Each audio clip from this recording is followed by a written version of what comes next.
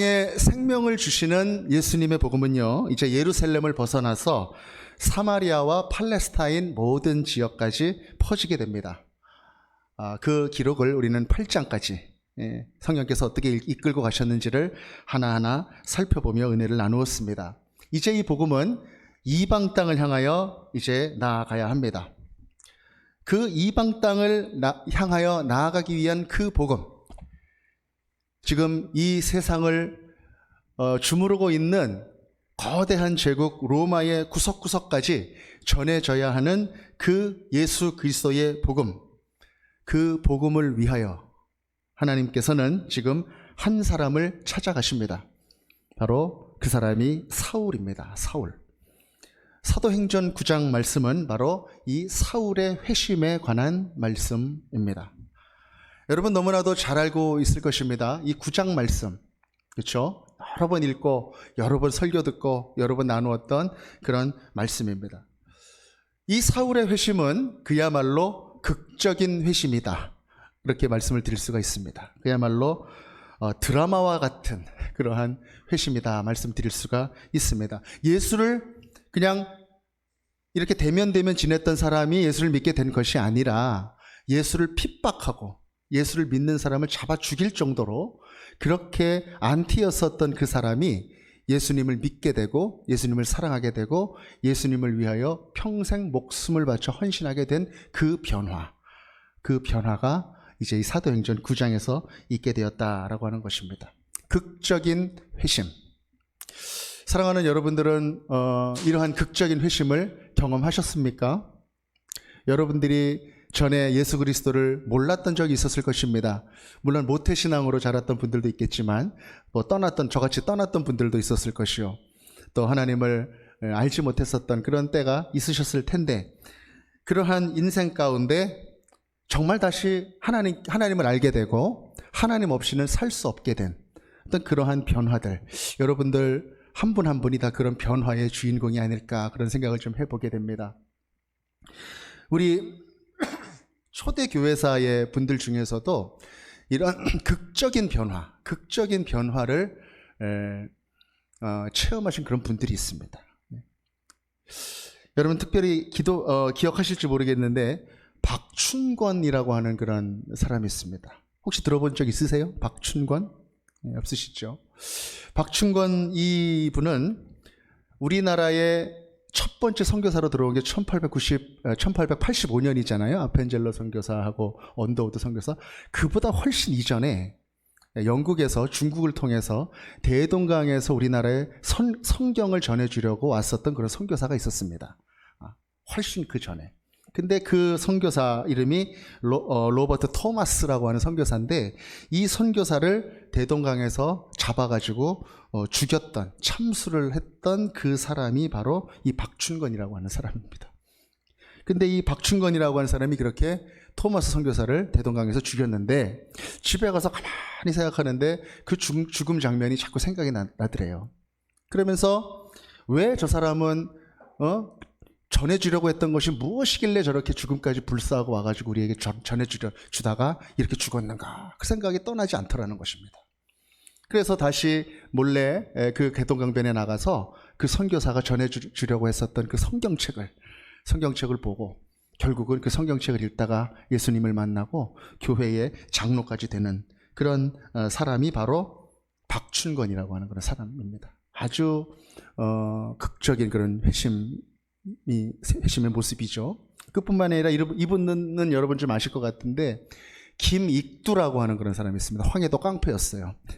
황해도 깡패 김익두라고 하는 사람이 이제 외국인 선교사가 복음을 전하고 막 그럴 때 전단지를 이렇게 나눠줬잖아요. 그걸 착 받아보고 흥 그러면서 코를 흥 풀어버렸답니다. 그러니까 그 모습을 보고 그 외국인 선교사가 그걸로 코 풀면 코가 썩어요 그렇게 얘기를 했대요.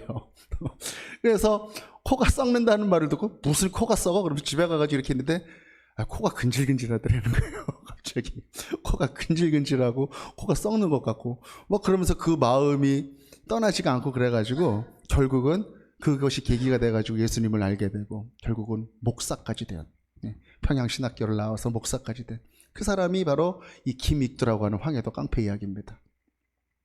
여러분, 그뿐만이 아니라 언제 또 우리 말씀에서 나눴던 노예 그 판매상이었었던 사람이 나 같은 죄인 살리신 이 어메이징 그레이스라고 하는 찬양을 지은 그 사람으로 바뀌게 된 인생, 바로 존 뉴턴이라고 하는 사람의 인생에 대해서도 한번 나눈 적이 있죠.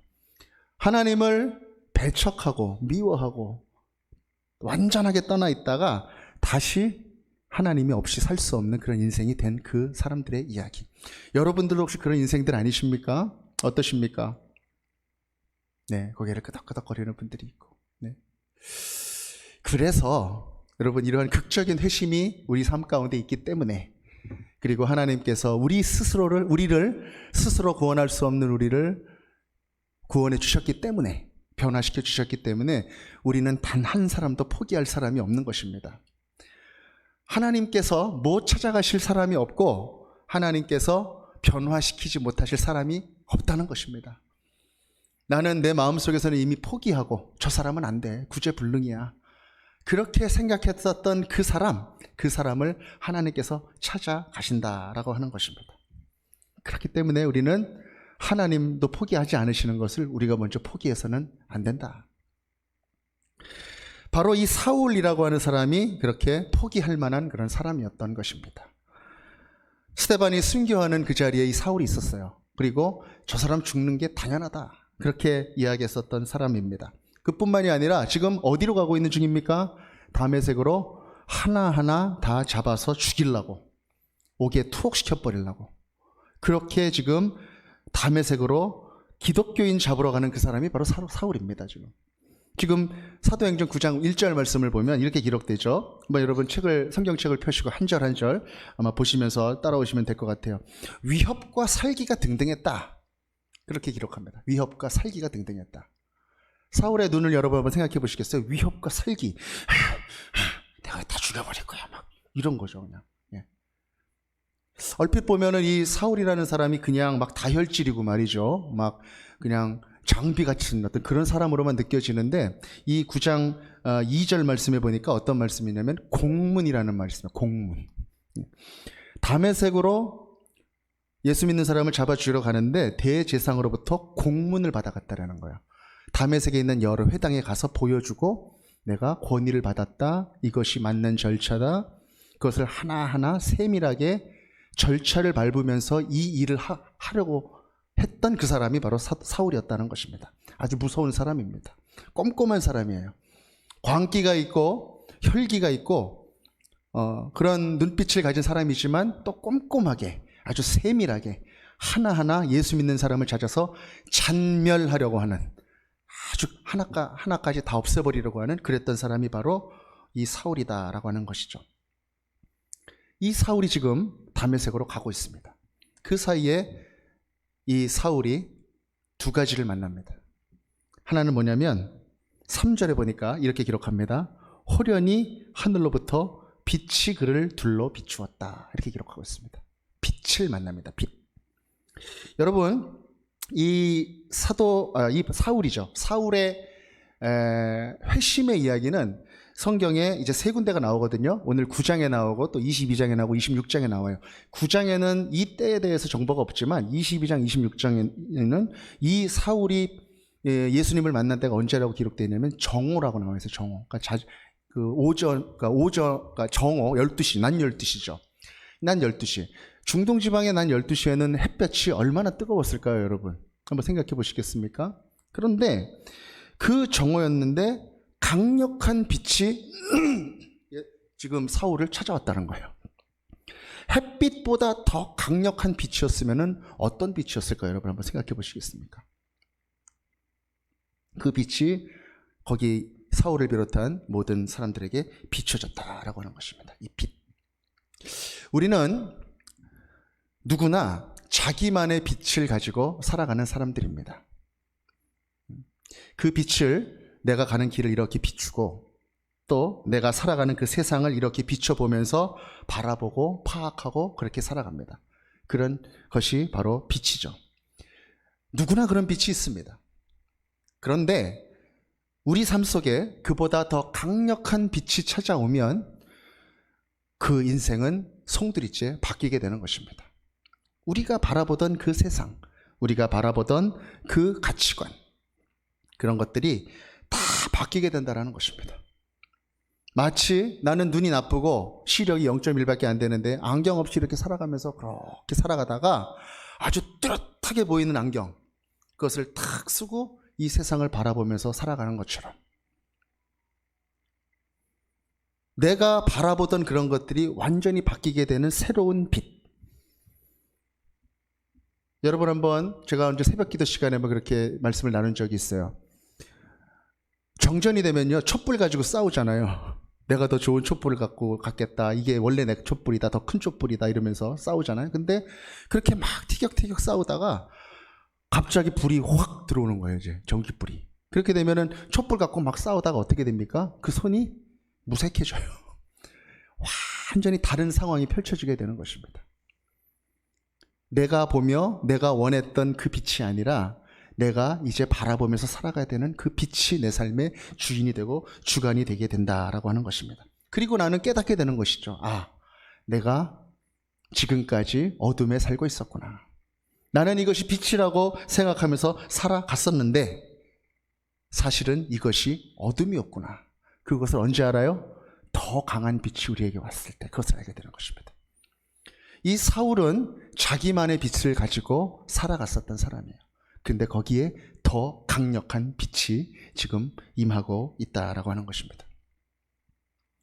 그리고 이 빛과 함께 또 한 가지가 사울에게 찾아왔습니다. 그것은 무엇이냐면 바로 소리입니다. 소리가 들렸어요. 어떤 소리가 들렸나요? 4절에 사울아 사울아 이렇게 2번 부르는 그런 소리가 들렸습니다. 사울아 사울아. 여러분, 자기 이름을 불러서 한번 이렇게 2번 한번 불러보시겠어요? 시작. 영빈아 영빈아. 네. 2번 불렀다라고 하는 것은 무슨 뜻일까요, 여러분? 2번 부르는데 저는 한번 생각해 봤어요. 급할 때 아마 이게 2번 부르게 되지 않을까, 그런 생각이 들더라고요. 그러니까 막 애가 막 이렇게 걸어가는데 저 앞에 뭐 이렇게 뭐 넘어질 만한 돌부리가 있어요. 그러면 누구야 뭐 이렇게 그렇게 부르는 그런 게 아마 2번씩 이렇게 부르는 그때가 아닐까, 그런 생각이 좀 들어요. 근데 지금은 사울이 막 가고 있는데 예수님이 나타나서 사울을 이렇게 부르시는데 저는 그렇게 또 불렀을 것 같아요. 다정하게. 사울아 사울아. 다정하게. 예. 안타까운 마음으로, 그러나 사랑하는 마음으로. 그렇게 2번을 사울을 불렀을 것 같습니다. 그렇게 부르고 난 후에 예수님께서 그렇게 말씀하세요. 내가 어찌하여 나를 박해하느냐. 어찌하여 나를 박해하느냐. 이 어찌하여라고 하는 말이 영어 표현이니까 why라고 되어 있어요. why는 뭡니까? 왜. 너는 왜 나를 박해하냐. 그렇게 예수님이 사울에게 물어보고 있습니다. 너는 나를 박해할 이유가 없다는 거예요. 왜 나를 박해하냐. 내가 그토록 기다리던 그 메시아가 바로 나다. 그런데 왜 나를 몰라보고 나를 자꾸 박해하냐. 그렇게 지금 얘기하고 있는 것입니다. 그리고 예수님은 지금 왜 나를 핍박하는 얘기를 하시는데 예수님을 핍박하지 않았잖아요. 그냥 예수 믿는 사람들을 이렇게 잡아 죽이고 핍박하고 그랬잖아요. 근데 지금 예수님은 뭐라 그래요? 왜 나를 핍박하냐, 그렇게 말씀하시는 거예요. 무슨 뜻입니까? 나를 믿고 내가 머리 된 교회를 이룬 그 자녀들은 바로 내 새끼들이라는 거예요. 네. 바로 나라는 거예요. 네. 내가 그들이 아플 때 내가 같이 아프고, 내가 그들이 슬플 때 내가 같이 슬프고, 내가 그들이 어려움을 당하고 고난을 당할 때 내가 어려움을 당하고 같이 고난을 당한다. 그래서 지금 이 사울에게 그렇게 말하고 있는 것이죠. 왜 나를 핍박하느냐. 교회와 이 예수님은 하나다. 그것을 지금 말씀하고 계시다는 것입니다. 그랬더니 5절에서 이제 여러분 사울이 또 묻죠. 어떻게 물어봅니까? 주여 누구시니까? 이렇게 물어봅니다. 주여 누구시니까? 전 이 말씀이 좀 이상했어요. 왜 주여 누구시니까 이렇게 반응을 했을까? 왜냐하면 갔는데 갑자기 빛이 탁 들리고 누가 사오라 사오라 불렀단 말이에요. 그런데 혈기왕성한 사람이고 무서울 것이 없고 아쉬울 것이 없는 그런 사람이라 한다면 누구냐? 어느 놈이냐? 막 그랬을 수도 있을 것 같아요. 그런데 이 사울이 지금 딱 하는 반응은 두 가지입니다. 첫 번째, 주여라는 말을 씁니다. 주여. 근데 이 주여라고 하는 말에 큰 의미를 부여할 필요는 아직은 없을 것 같아요. 왜냐하면 이 주여라고 하는 말은 이제 헬라어로는 퀴리오스라고 하는 그런 말인데 그냥 일반적인 뜻으로도 많이 사용되어졌었던 말이라는 겁니다. 그러니까 길을 가다가 어떤 선생같이 보이는 사람이 있다라면은 주님, 주인님 이렇게 부를 때 쓸 수 있었던 말이 이 퀴리오스라고 하는 말이라는 거예요. 그러니까 누구지 모르지만 뭔가 나보다 높은 사람일 것 같다 그러죠. 퀴리오스. 이렇게 불렀을 수 있다라는 것이죠. 그런데 재밌는 그 다음입니다. 누구십니까? 누구냐? 그 존재에 대해서 뭔가 이거는 보통 상황이 아니다라는 것을 느꼈던 것입니다. 아, 누구냐? 이것이 누구냐? 본능적으로 경외감이 찾아오는 그러한 모습이 바로 누구십니까? 라고 하는 그 질문에 관한 것입니다. 거룩한 경외감. 하나님이 나타나실 때 사람들의 반응은 다 이 경외감이었다라고 하는 것이죠. 베드로에게 나타나셔서 많은 기적을 보여주셨을 때 베드로가 그렇게 반응합니다. 저를 떠나가십시오. 하나님이 저 같은 죄인과 같이 있을 뿐이 아닙니다. 모세에게 나타나셨을 때 모세도 그 앞에서 엎드리고 하나님의 임재 가운데 경외감을 품게 되었다라고 하는 것입니다. 그때 예수님께서 대답합니다. 나는 내가 박해하는 예수다. 그렇게 대답하십니다. 나는 내가 박해하는 예수다. 누구십니까? 하는 질문에 나는 내가 박해하는 예수다 라고 하는 그 순간, 내가 누구인지 밝히는 그 순간이 바로 사울이 예수님을 만나는 바로 그 순간이다 라는 것입니다. 사랑하는 여러분, 이 예수님을 만나신 경험이 있으시죠? 네, 어떠십니까 여러분? 예수님을 깊이 만나신 경험. 어떤 분들은 하나님은 만났는데 예수님은 아직 못 만났어요. 그런 분들도 있어요. 네. 특별히 현대 기독교인들, 젊은 뉴 제너레이션들 중에, 교회 나온 분들 중에 그런 분들이 있습니다. 하나님이 누구신지에 대한 관심보다 나의 아픔과 나의 어려움을 해결하는 것에 관심을 가지고 이 교회에 나온 사람들은 하나님에 대한 관심이 조금 더 덜하다라는 것입니다. 이것이 통계로도 나와 있습니다. 그런데 지금 나는 내가 박해하는 예수다. 그렇게 예수님께서 지금 사울에게 나타나 주셨다. 이것이 무엇입니까 여러분? 바로 하나님의 임재다라고 하는 것입니다. 하나님의 임재. 사랑하는 여러분, 여러분 기도하실 때 이 하나님의 임재를 경험하신 적이 있으십니까? 하나님께서 지금 이곳에 함께 계신다, 임하여 계신다라고 하는 그 거부할 수 없는 하나님의 임재의 느낌과 고백, 여러분 그 경험이 있으십니까? 여러분, 우리가 오전에 찬양을 드렸습니다. 찬양을 할 때도요, 찬양을 할 때 그냥 곡조에 맞춰가지고 음표 따라가지고 그렇게 하는 찬양이 있고, 하나님의 임재가 느껴지는 그러한 찬양의 자리가 있다라고 하는 것입니다. 기도라고 똑같은 기도가 아니고 찬양이라고 똑같은 찬양이 아니다는 것입니다. 하나님의 임재가 있는 그 기도와 임재가 있는 그 찬양은 벌써 그 느낌이 다르다는 거예요. 그곳에는 하나님의 능력이 나타난다는 것입니다. 그곳에는 하나님의 이름이 강력하게 선포된다. 그리고 그 권능 앞에 사람들의 생각들이 쫙 무릎 꿇고 겸손하게 내려앉는 그러한 모습들이 나타나게 된다고 하는 것입니다. 아무에게도 얘기할 수 없었던 그런 마음의 아픔들이 하나님의 임재가 있는 찬양의 자리에서는 다 노임을 받고 해방이 됩니다. 그리고 하나님의 임재가 있는 그 자리에서는 내가 전혀 품지 못했었던 그런 기도의 제목들이 품어지고, 그 기도의 제목이 하나님께서 이미 이루어진 것들로서 고백이 되며 올려드리게 되는 역사가 있게 되는 것입니다. 그것이 바로 하나님의 임재가 있는 자리다. 이 임재가 있을 때에 우리의 속 사람들도 다 변하게 됩니다. 내 주관과 내 생각과 나의 가치관을 가지고 신앙생활하는 분들도 참 많이 있습니다. 그런데 하나님의 임재가 내 마음 가운데 들어오게 되면 그 모든 내가 빛으로 여기면서 살아갔던 것들이 더 강한 빛 아래에 압도되는 것입니다. 그리고 그것들이 다시 보여지고 그것이 하나씩 둘씩 나의 가장 높은 자리에 있던 것들이 다시 자기 자리를 찾게 되는 것입니다. 그것이 바로 하나님의 임재가 있을 때 나타나게 되는 것이다. 사랑하는 여러분, 우리가 새벽 기도마다 또 기도할 때 우리 태신자들을 품고 기도합니다. 우리 자녀들 중에서도 부모의 훈육의 자리를 떠나버린 그런 자녀들도 있죠. 어렸을 때는 교회 가자 그러면 네 그러고 가는데 어느 정도 머리가 크고 그러면 교회 가자 그러면은 학원 가야 돼요. 그래서 또 그래도 교회 가서 예배 드려야지 그러면은 그럼 시험 성적 안 나오면 엄마가 책임질 거예요? 그러면 흔들릴 수밖에 없는 그런 상황들.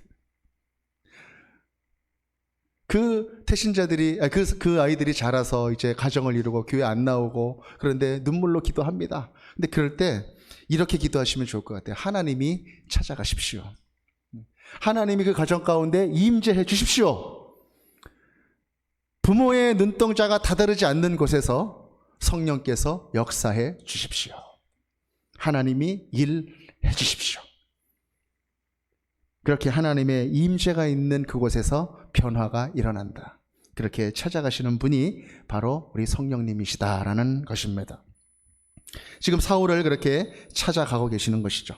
8절 말씀 보니까 사울이 그 하나님의 임재를 경험하고 눈을 떴지만 아무것도 보지 못하고 사람의 손에 끌려 다메섹으로 들어갔다.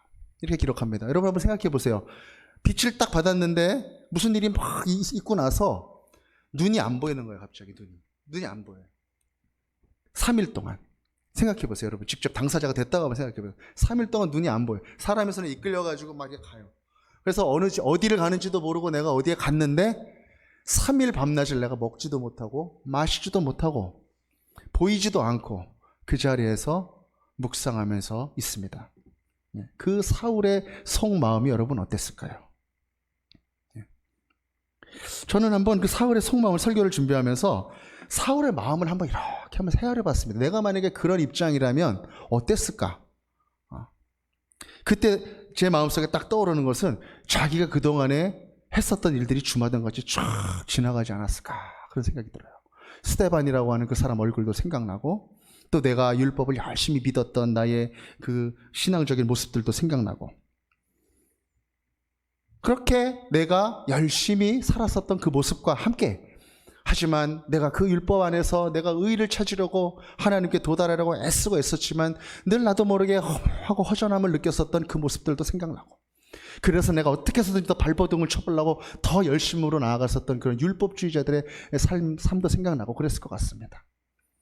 이 모든 것들이 이 사울이 영의 눈을 떴기 때문에 일어나게 된 생각이었다는 것입니다. 왜 그랬을까요? 바로 육의 눈이 감겼기 때문에 그런 거예요. 육의 눈이 감겼기 때문에 영의 눈을 뜰 수 있었다는 것입니다.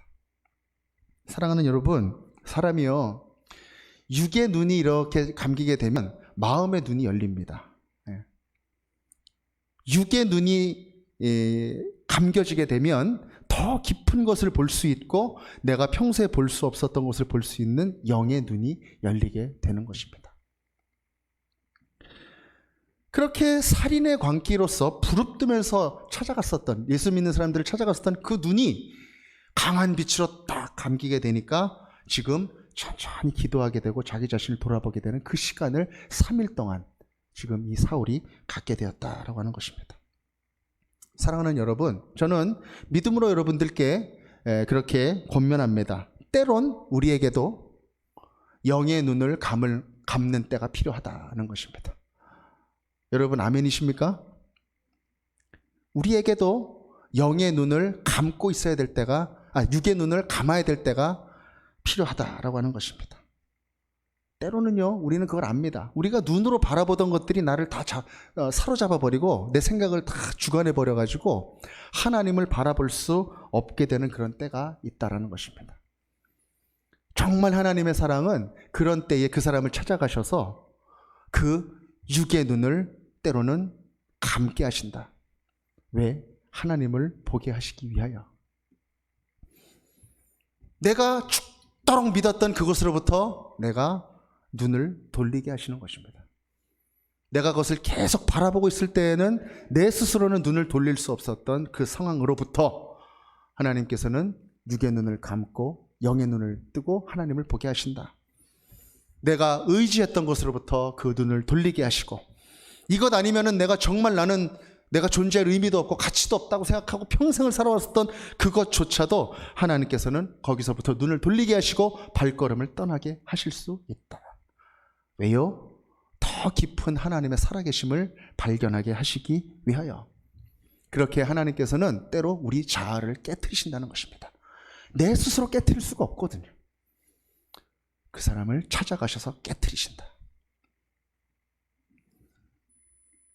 엄밀히 말하면 이 사도 바울의 회심은 회심이 아니라 항복입니다. 항복. 사도 바울이 여러분 무신론자였다가 유신론자가 된 게 아니잖아요. 그렇죠? 그리고 이 사도 바울이 전혀 다른 어떤 저 헬라의 신을 사울이 섬기다가 지금 하나님으로 이렇게 바꿔진 게 그게 아니잖아요. 그렇죠? 하나님의 말씀을 누구보다도 잘 알았던 사람이고 열심히 공부했던 사람이고 누구보다도 신앙적이고 종교적이었던 그 사람이 사울이었다라는 것입니다. 하나님을 안다, 하나님을 예배한다, 그렇게 얘기하면서 살았었던 사람이 사울이다. 그런데 이 사울은 율법 너머에 있었던 그 하나님을 볼 수 없었던 사람이었다는 것입니다. 율법 너머에서 나를 사랑하시고 있는 그 하나님을 볼 수 없었던 사람. 내가 하나님을 생각하면 이 사울의 마음속에 떠오르는 것은 뭐예요? 율법이에요. 율법을 주신 하나님. 내가 하나님께 나아가려면 이 율법을 지켜야만 내가 하나님한테 구원을 얻을 수 있고 이쁨을 받을 수 있고 사랑받을 수 있고, 그러한 테두리, 그것이 머릿속에 탁 눌려 있었던 그 사람이 바로 사울이었다라는 것입니다. 그런데 지금 이 사울은 어떻게 하고 있습니까? 그 율법 건너편에서 나를 변함없이 사랑하시고 나를 구원하시기 위해서 애쓰시고 계시는 바로 그 하나님의 임재를 지금 체험하고 있는 것입니다. 찾아오신 겁니다. 그분이. 율법으로 도달할 수 없는 그분이 율법을 건너서 나에게 지금 찾아오셨다는 거예요. 그 하나님을 지금 이 사도 바울은 만나고 있다라고 하는 것입니다. 그 만남이 바로 지금 이 사울이 다메섹 가는 길에서 뜨겁게 만난 그 만남의 의미다라고 하는 것입니다. 그 하나님을 느끼는 것입니다. 하나님의 현존을 내가 체험하는 것입니다. 그 예수님께서 나는 내가 박해하는 예수다, 그러면서 나타나신 이후에 6절 말씀을 한번 볼까요? 예수님이 그렇게 말씀하십니다. 일어나 시내로 들어가라. 내가 할 일을 알려줄 사람이 있을 것이다. 이렇게 말씀하세요. 긴 얘기하지 않습니다. 딱 나는 내가 박해하는 예수다. 그리고 걸로 들어가라. 내게 알려줄 사람이 있을 거다. 그렇게 말씀하시는 것입니다. 우리는 이 말씀을 통해서 깨닫습니다. 우리 예수님은 우리 한 사람 한 사람을 만나 주십니다. 그리고 하나님의 살아계심을 분명하게 거부할 수 없게 느끼게 해주십니다. 그리고 또 한 가지, 예수님께서는 사람을 예비하신다라는 것입니다. 사람을 또한 만나게 해주신다. 예수님이 다 설명하실 수 있었을 것 같아요. 하나하나. 그런데 아나니아라고 하는 그 한 사람을 통하여 사울을 찾아가게 하십니다. 사랑하는 여러분, 우리는요, 하나님과의 만남이 중요하고 또 한 가지는 사람과의 만남이 중요하다는 것입니다. 사람과 누구를 만나느냐, 어떤 사람을 만나느냐가 굉장히 중요합니다. 아멘이십니까? 지난 우리 연합 예배 때 아주 은혜로운 연합 예배를 주신 우리 하나님께 감사드리는데, 그때 한효석 목사님께서 전한 말씀이 그 만남에 관한 말씀이셨잖아요. 그 누구를 만나느냐가 참 중요하다라는 그 말씀을 주셨는데, 저도 동일한 말씀을 좀 드리고 싶어요. 만남, 누구를 만나느냐가 참 중요하다. 여러분, 자녀들 이렇게 교육시킬 때도요, 어떤 사람을 사람처럼 되게 하고 싶다 그러면 그 사람을 만나게 하세요. 네. 만약에 훌륭한 축구 선수가 되고 싶은 그런 사람이 있다, 자녀가 있다 그러면 훌륭한 축구 선수를 만나게 하면 됩니다. 그리고 훌륭한 선생님이 되고 싶은 사람이 있다 그러면 선생님을 만나게 하고. 저는 전에 한번 우리 아이가 그 좀 기회가 되어서 기자를 좀 한번 만나게 해준 적이 있습니다. 하루 좀 이렇게 좀 특별히 부탁을 해가지고 이야기도 좀 나누고 밥도 좀 사주고 아주 고맙게 그렇게 해줬던 그런 일들이 좀 있었습니다. 그랬더니 그 사람에 대한 꿈에 대해서 듣고 거기에 대한 내용들도 듣고 그렇게 사람을 만났더니 비전이 생기고 꿈이 생기는 그런 일들이 일어나게 되었다라고 하는 것이죠. 그만큼 이 만남이라는 것이 중요하다라는 것이죠. 하물며 예수님을 만나는 것과 예수님 예비한 그 사람을 만난다라는 것이 얼마나 중요하겠습니까? 그 예비된 사람이 누굽니까? 바로 아나니아라는 사람이죠. 아나니아라는 사람. 아주 충성된 사람이고, 말씀해 보니까 환상 중에 부름을 듣는다라는 말씀이 있는 것을 보니까 아주 깊이 하나님과 교제하였었던 그런 사람인 걸로 보여줍니다. 그런데 참 재밌는 것은요, 10절에 예수님이 찾아가셔서 아나니아라고 부르니까 이 아나니아가 뭐라고 대답하냐면 주여 내가 여기 있나이다, 이렇게 대답해요. 주여 내가 여기 있나이다. 이 주여라고 하는 반응은 사울이나 아나니아나 똑같잖아요. 주여. 근데 그 사울은 어떻게 반응했습니까? 누구십니까? 이렇게 반응했고, 아나니아는 제가 여기 있습니다, 이렇게 반응했습니다. 하나님과의 친밀감이 차이가 있다는 게 여러분 느껴지지 않으십니까? 얼마나 기도의 자리에 우리가 열심히 나아가는가, 하나님의 말씀 가운데 하나님의 살아계심과 내가 부딪히는가, 나의 삶에 그분의 말씀을 살아있는 말씀으로 적용하는가, 그거에 따라서 이 사람의 말과 태도가 달라지게 된다라고 하는 것입니다. 이 아나니아에게 11절에 보니까요, 어디로 가라고 또 말씀하세요. 직가라는 게 뭡니까? 스트레이트, 말 그대로 쫙 뚫린 길입니다. 거기에 유다라고 하는 사람 집으로 가라. 그리고 거기에 다소 출신의 5사람 사울이라고 하는 사람이 기도하는 중이다, 그렇게 딱 알려주십니다. 저는 이 말씀 딱 듣는데 빌립한테 성령께서 막 이렇게 구체적으로 얘기해 주셨던 그 말씀이 또 기억이 났습니다. 얼마나 성령께서 구체적이신지, 성령께서 모든 것들을 다 통달하시고 미리 이렇게 구체적으로 필요한 때에 그 사람에게 찾아가셔서 말씀하시는지를 또 한 번 아주 구체적으로 알 수 있다라고 하는 것입니다. 더 놀라운 것은 무엇인지 아십니까? 9장 12절 말씀입니다. 9장 12절 말씀, 우리 함께 한 목소리로 읽도록 하겠습니다. 시작. 그가 아나니아라 하는 사람이 들어와서 자기에게 안수하여 다시 보게 되는 것을 보았느니라 하시거늘. 아멘. 그가 누굽니까? 사울이죠. 아나니아라는 사람이 들어와서 자기에게 안수하여 다시 보게 하는 것을 보았다. 그거를 지금 찾아가지도 않은 아나니아한테 찾아가서 말씀하고 계시는 거예요. 미래에 일어나는 그 일을 지금 아나니아라는 사람에게 말씀하고 계시는데, 그 시제가 뭡니까? 보았다. 내가 보여줄 것이다, 이것도 아니고 이미 사울이 그걸 봤다라는 거예요. 그러니까 사울이 기도하고 있는 중에 성령께서 찾아가셔서 아나니아 같이 생긴 그 사람이 나한테 찾아와가지고 나한테 안수해줘가지고 이렇게 내가 눈에 비늘이 이런 것들을 사울이 이미 보고 있다, 보았다. 그것을 지금 누구한테 얘기합니까? 아나니아에게 얘기하고 있다라는 것입니다. 놀라운 일입니다. 시제를 넘나드시는 하나님, 과거의 일이 미래의 일이 되고 미래의 일이 이미 이루어진 그 일이 된 하나님의 그 전지전능하심, 창조주 되심이 여지없이 여기에서 나타나고 있다라고 하는 것입니다. 그 일을 보여주셨습니다. 그런데 이 아나니아는 어떻게 합니까? 거절합니다. 믿음이 좋은 아나니아인데 거절합니다. 우리 13절 14절 말씀 또 한번 같이 읽겠습니다. 시작. 아나니아가 대답하되 주여 이 사람에 대하여 내가 여러 사람에게 듣사온즉 그가 예루살렘에서 주의 성도에게 적지 않은 해를 끼쳤다 하더니 여기서도 주의 이름을 부르는 모든 사람을 결박할 권한을 대제사장들에게 받았나이다 하거늘. 아멘. 이미 이 사울에 대한 정보가 다메섹에도 쫙 퍼져 있는 거예요. 야, 저 신창원 같은 사람이 하나 온댄다. 이런 거예요, 지금. 김정은 같이 그냥 보면은 다 죽이는 그 사람이 하나 온댄다. 야, 니네 조심해야 돼. 문단속 잘하고 막 이런 분위기였다라는 거예요. 다메섹에. 이 사울이라고 하는 사람이 얼마나 악독한 사람인지, 예수 믿는 사람을 얼마나 다 잡아 죽이려는 그런 사람인지를 다 알고 있었다는 것이죠. 그래서 위험한 사람이다. 상종해서는 안 되는 사람이다. 그래서 저는 못 가겠습니다. 그 사람은 이렇게 위험한 사람입니다. 이렇게 예수님께 이야기를 합니다. 그랬더니 예수님께서 뭐라고 말씀하십니까? 가라. 가라.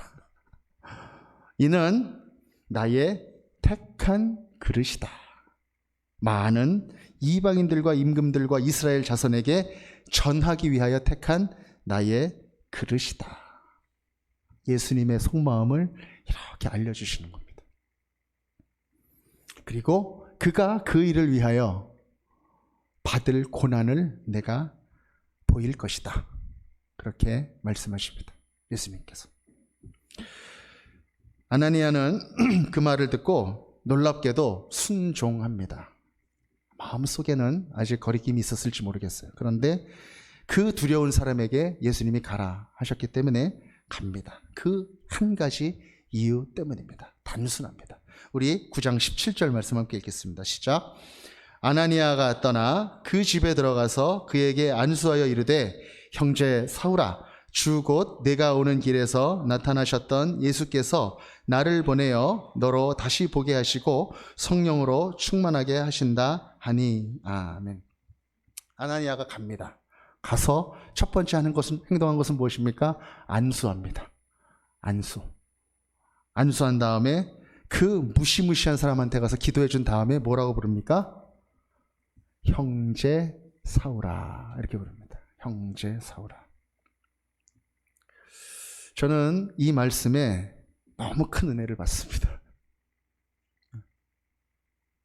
저는 형제 사울아 이렇게까지 부르지 못했을 수 있었을 것 같아요. 사울 씨, 사울, 이렇게 불러도 찾아간 것만으로도 대단한 사람이에요. 근데 뭐라고 부릅니까?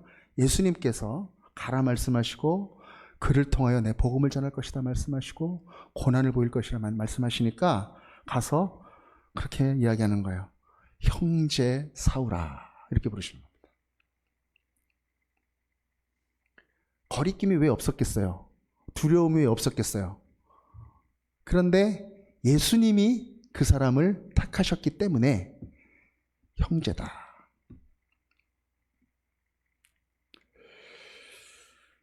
우리들의 삶을 한번 돌아봅니다. 여러분, 예수님을 믿는다고 우리가 살아가는데 예수님을 믿는 사람들을 우리는 정말 형제로 또 자매로 그렇게 대하고 있습니까? 우리가 살다 보면 이 아나니아가 사울을 여겼던 것처럼 우리 공동체 이 사람은 잘 안 어울려. 이 사람은 내 마음에 들지 않아. 내 기준에 합당하지 않아. 그래서 내가 형제라고 부르지도 않고 불러도 그렇게 여기지 않고 그렇게 살았었던 그런 모습들은 없습니까? 그러나 우리는 그 사람도 예수님께서 피 흘려 대신 죽으신 바로 그 사람이다 라고 하는 것을 분명하게 깨닫고 가슴속 깊이 새겨야 한다는 것입니다. 왜냐하면 형제라고 하는 말의 의미가 그것이기 때문입니다.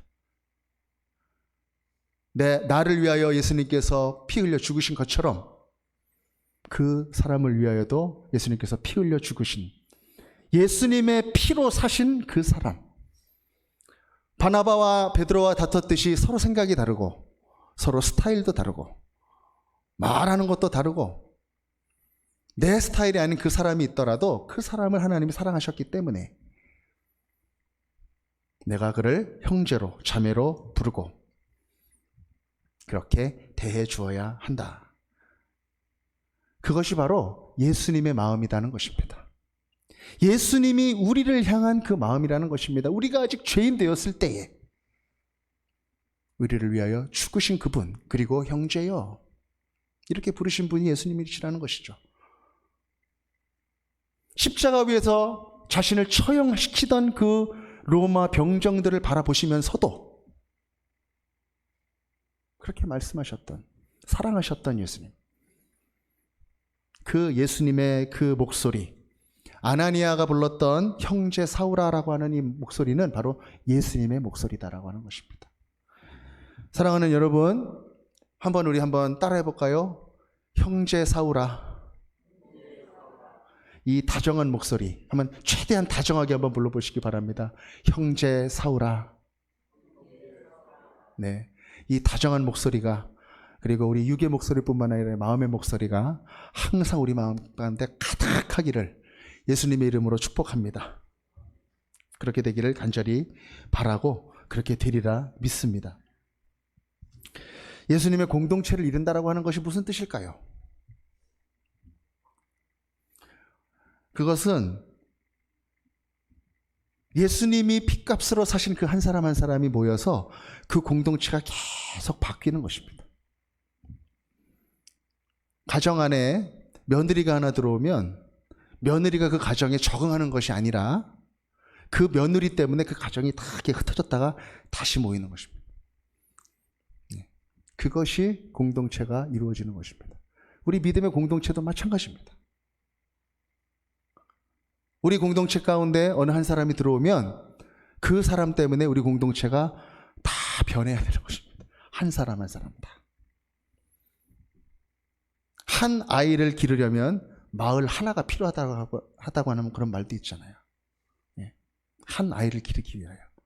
한 세상 험한 길 가던 그런 형제자매가 우리 가운데 와서 우리 안에 하나의 공동체가 된다 그러면 내가 막 이렇게 10마디 하던 거 5마디밖에 안 해야 될 때가 있을 때도 있는 거예요. 내가 열심히 즐겁게 하던 이 사역도 내가 내려놓고 그 사람하고 나눠서 해야 될 때가 있는 것입니다. 내가 하지 않았던 그 사역도 내가 열심히 그 사람을 위해서 대신 해줘야 되는 그런 때도 있는 것입니다. 왜냐하면 그 사람이 우리 공동체에 왔기 때문에.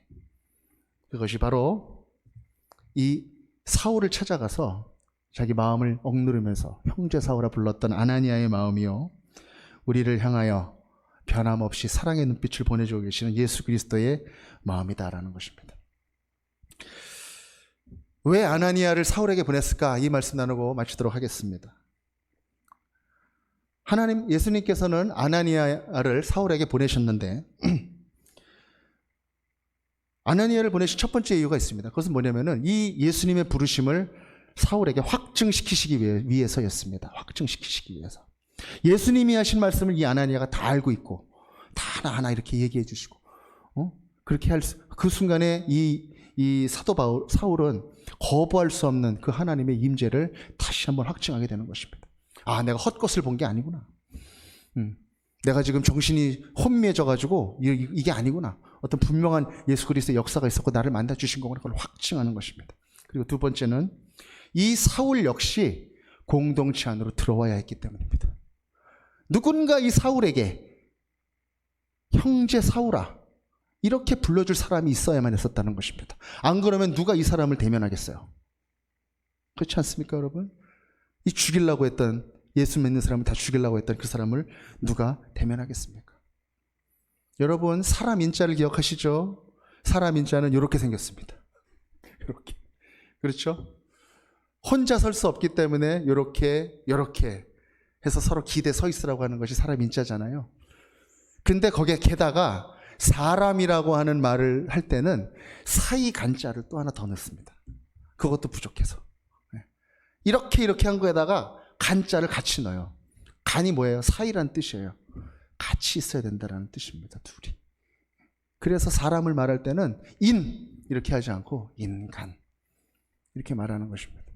사울에게도 그렇게 형제로 불러줄 그 사람이 필요했고 다메섹에 있는 예수 믿는 공동체에 데려다 줄 그 사람, 그래서 깨름직스럽고 의심스럽지만 그 사람을 품어주고 맞아주어야 했던 그 공동체가 필요했기 때문에 아나니아를 예비시키시고 보내주셨다라고 하는 것입니다. 말씀을 맺겠습니다. 예수님께서 사울을 찾아가셨고, 사울아, 너는 주 안에서 이제 형제된 자다, 이걸 또 알려주셨습니다. 예수님이 만나주셨을 뿐만 아니라 형제를 만나게 해주셨다라고 하는 것입니다. 그리고 그 형제를 통하여 세례도 주시고 눈에 비늘도 벗겨주시고 그렇게 성령 충만하게도 하십니다. 그 형제를 통하여.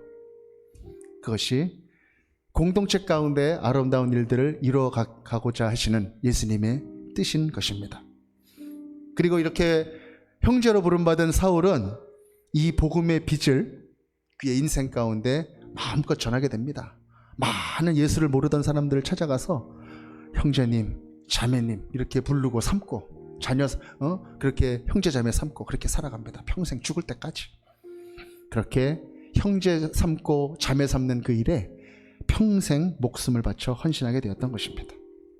사랑하는 제기동 서울중앙교회 형제 자매님들, 형제 자매됨을 기뻐하십시오. 그리고 형제 자매됨의 깊은 의미를 날마다 묵상하십시오. 내 옆에 있는 그 사람, 이분이 예수님께서 목숨 바쳐서 구한 분이구나. 그래서 형제가 되었고 자매가 되었구나. 그것을 느끼면서 진심으로 그 형제님 안에서 자매님 안에서 하나님의 형상을 발견하면서 형제님, 자매님 그렇게 부르시는 우리 모든 분들이 되시길 바랍니다. 태신자분들도 그런 예수님의 마음을 품고 형제님으로 자매님으로 품으며 살아가시길 바랍니다.